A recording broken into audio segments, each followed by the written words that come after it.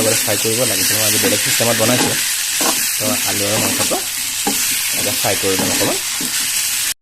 তাৰপিছত এতিয়া চিৰা জালুকৰ গুড়ি অকণমান দি দিম, ঘৰত বনোৱা, ঘৰত আনি পেলাই গুড়ি কৰিছোঁ, দি দিলোঁ। তাৰপিছত মাজে সময়ে অকণমান লাৰি থাকিব, নহ'লে তলত বহি যাব। সেইকাৰণে কঁকালি ধৰণে মাজে সময়ে অকণমান লাৰি থাকিব।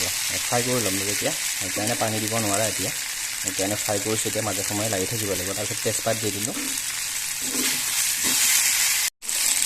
মছলা পাতি এড কৰিলে কিন্তু অকণমান জলকীয়া গুড়া দি দিওঁ, বেছি নিদিওঁ, অকণমানহে দিম, কাৰণ ভোট জলকীয়া দিলোঁ যে অকণমান দি দিছোঁ জলকীয়া গুড়া। তাৰপিছত এতিয়া অকণমান দি দিওঁ মিট মছলা, ভাল হ'ব, তৰকাৰীখনত টেষ্ট আহিব। দি পেলাই এতিয়া গোটেইখিনি ভালদৰে লৰাই দিম।